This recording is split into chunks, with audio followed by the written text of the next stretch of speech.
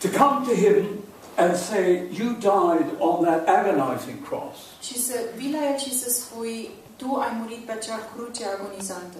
Not just to share in human agony, Nu doar ca să ai parte de aceeași suferință ca oamenii, but to deal with human wickedness ci ca să rezolvi problema răutății umane, by absorbing the poison into yourself. luând în tine însuți otrava. And Jesus, you are risen from the dead. Și, Doamne Iisuse, Tu ai înviat din morți. You are alive. Ești viu.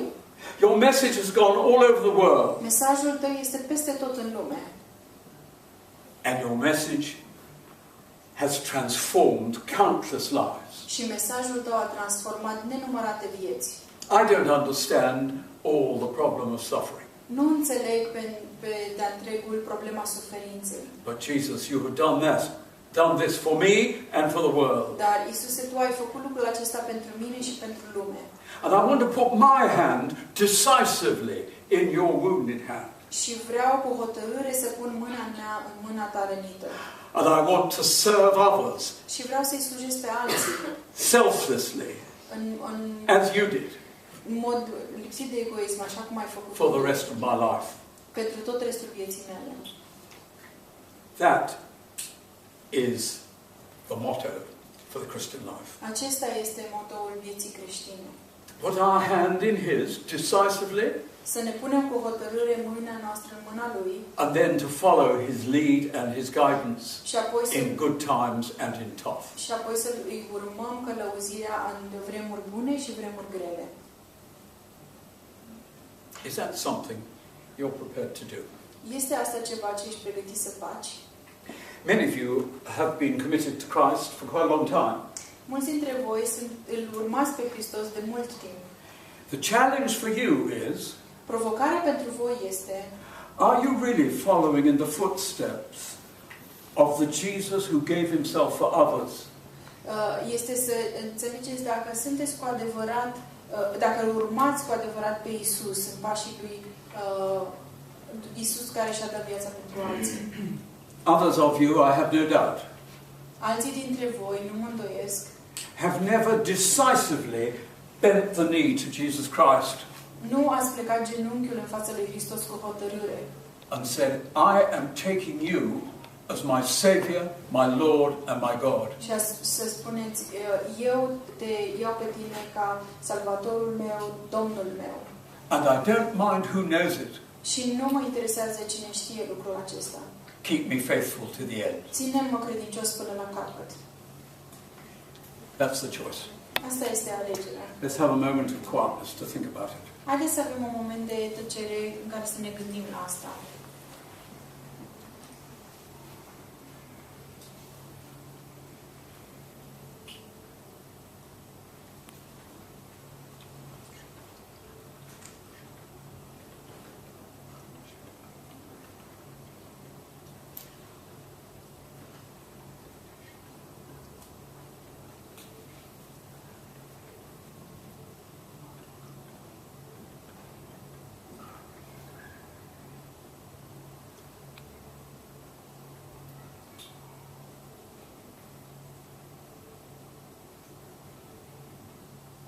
Thank you. You'll notice on your seat O să observați că pe scaun există niște a little flyer. hârtii. If you've been here on other evenings, Dacă ați mai fost aici și în celelalte seri, you will recognize it. o veți recunoaște. After tomorrow, you won't see it again, După ziua de mâine nu o veți mai vedea. so you don't need to get too fed up with it. Așa că nu o să apucați să vă săturați de But el. I'd be grateful if everybody would pick theirs up. Dar aș fi recunoscător dacă fiecare dintre voi ați And lua could the people una with pens and pencils come and get cracking by dishing them out? și Come. sunt oameni care vă vor da creioane sau pixuri. What we are wanting to do is to be of help to you. Ce vrem să facem este să vă fim de folos. This is De ajutor. Sorry. This is not pressurizing in any way.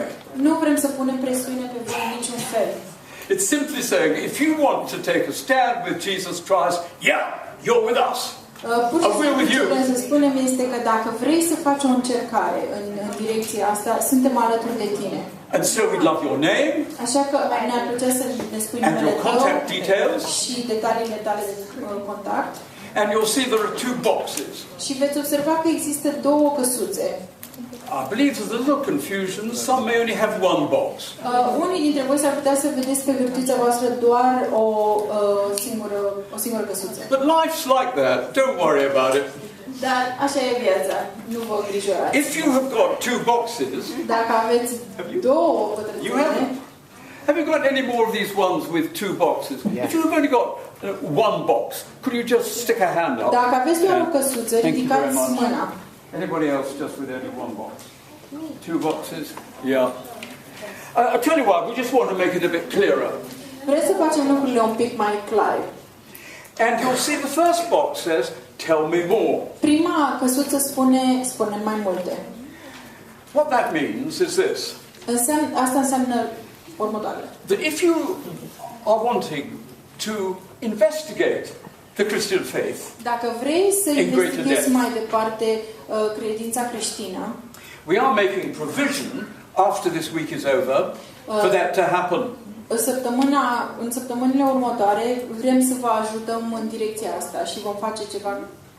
We've got actually two things we'd like to offer you. Avem două lucruri pe care vrem să vi le oferim. But we only do that when we've chatted it over with you.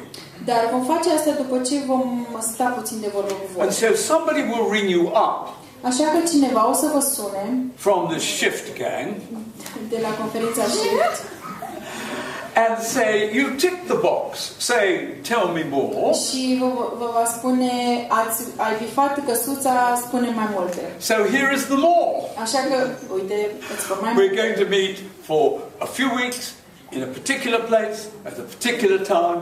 O Do să ne come. întâlnim câteva săptămâni la rând, într-un anumit loc, la o anumită oră. That's what that box means. Asta înseamnă căsuța aceea. You're not committing yourself Nu vă to anything more than investigating. nu faceți o promisiune mai mult decât că veți investiga sau vă doriți să investigați mai mult lucrurile astea. The other box Cealaltă căsuță says, count me in, or da. spune And then it's saying, yeah, I want to get stuck into this Christian life. și Give me some help, asta please. înseamnă, da, vreau să intru în viața creștină, vă rog ajutați-mă. Well, we've got something very much to give you help.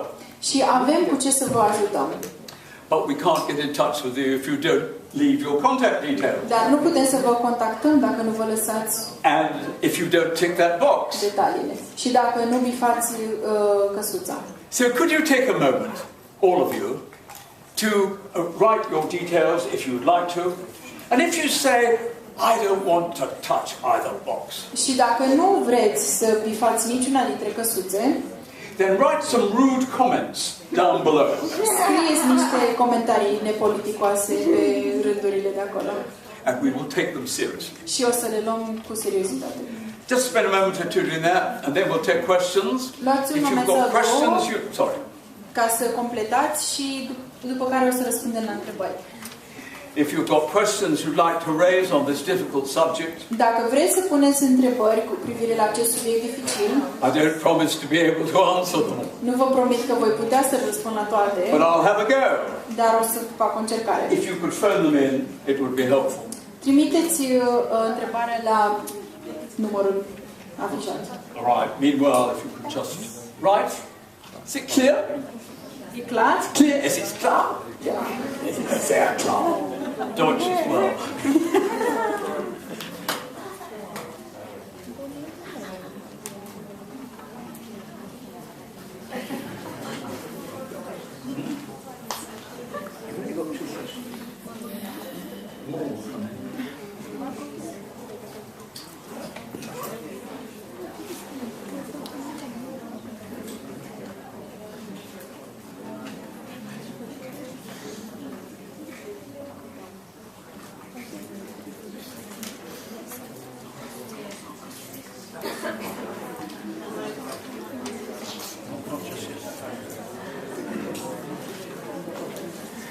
Okay, if the collectors could come and collect.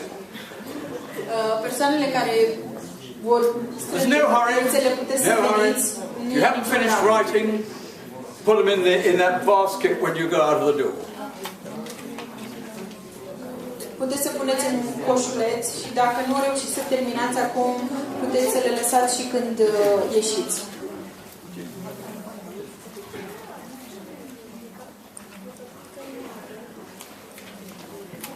There is one thing more I might just mention. Aș vrea să mai menționez un lucru. As the pens and things are being collected. Pe măsură ce sunt strânse hârtiile și I pixurile. think I mentioned it the other night. Și cred că am menționat lucrul acesta și în prima seară. That although I've written more than 50 books, Și anume că, deși am scris mai mult de 50 de cărți, I find people don't read big books now. am aflat că oamenii nu mai citesc cărți mari, They just look at little ones. ci doar pe cele micuțe. So I've written a little one. Așa că am scris o carte micuță. And it says, "Da." Și spune, da, God has said yes to you Dumnezeu ți-a spus da ție through what Jesus did on the cross. prin ceea ce a făcut Iisus pe cruce. And if you tonight have for the first time perhaps Și dacă în seara yes aceasta, to Him, poate pentru prima dată i-ai spus da, come and ask me for one of these. I'll be circulating outside there. vino și cere-mi o cărticică. O să fiu afară. Because I think it will help you to clarify the step you have taken. Cred că te va ajuta să-ți clarifici pasul pe care l-ai făcut And point to the next steps. și te va ajuta să vezi care sunt pașii următori. Please don't ask for one if you want a memento this evening. Vă rog să nu cereți unul dacă vreți doar o amintire din seara aceasta. But only if you have really ticked that box, yes, and you'd like some clarification. Doar dacă ai bifat căsuța da și vrei mai multe clarificări. Okay, some questions, ladies and gentlemen. Așadar, niște întrebări. Prima întrebare este cine a creat suferința și de ce a apărut? This is the question or something. Yeah, I can't understand that. Who created suffering? Who created suffering? Who created suffering And why? and why? I thought I tried to explain that in my confused way earlier on in the talk.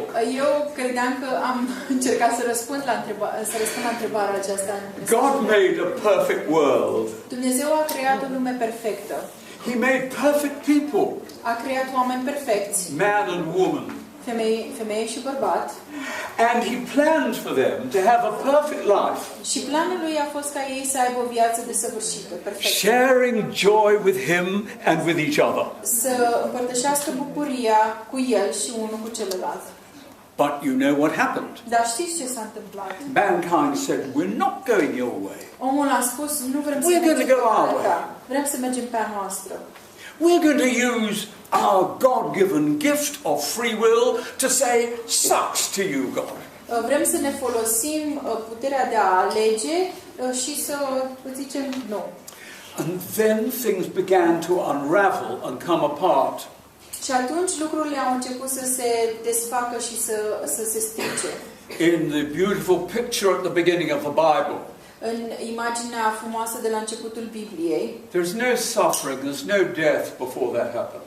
înainte ca lucrurile acestea să se întâmple, nu a existat suferință sau And moarte. certainly God did not inflict it.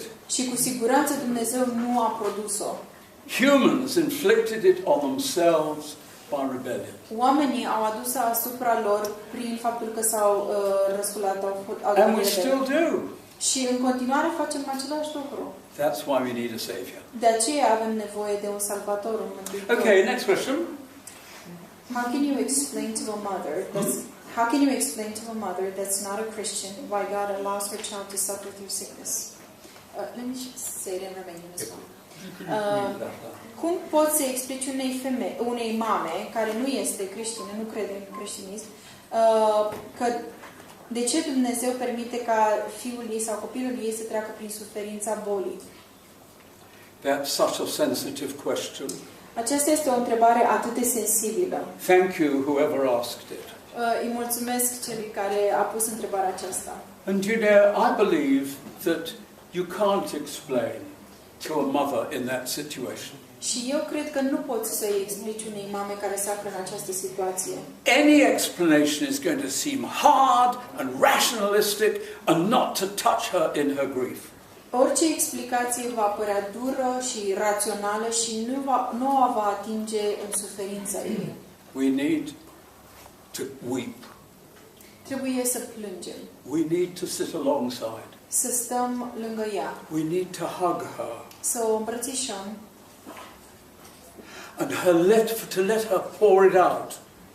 Și să o lăsăm ca ea să-și manifeste. And that will be the best therapy. Și acesta este cea mai bună terapie. Later on, we may be able to share some of the stuff I've talked about tonight. Mai târziu putem să-i spunem câteva dintre lucrurile pe care le-am prezentat în seara Quite asta. early, we will begin to say that God allowed His precious Son to go to an agonizing death for us. Chiar de vreme repede putem să-i spunem că Dumnezeu însuși a lăsat ca Fiul Lui să treacă prin moarte și prin suferință pentru noi. He is the suffering God. El este Dumnezeu care suferă. No other God is worth worshipping.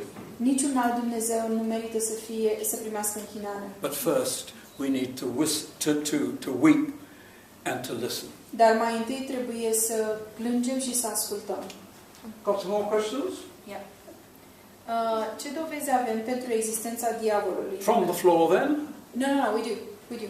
Mihaela, Yeah. he doesn't understand them in Romanian. I know. I was going to read it in Romanian and then translate. We do have questions. You do? Oh, Yeah. keep going. I will read in Romanian and then translate for you. Yeah. Yeah. Ce dovezi avem pentru existența diavolului, dar pentru diavol ca sursa suferinței? What evidence do we have for the existence of the devil? How about for the devil as a source of suffering?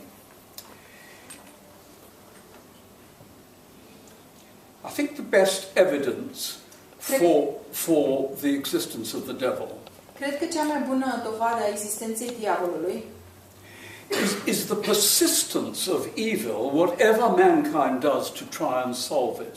este persistența răului, indiferent cât de mult încearcă omul să-l rezolve problema. It's as though we clear up one mess, one war, Este încercarea noastră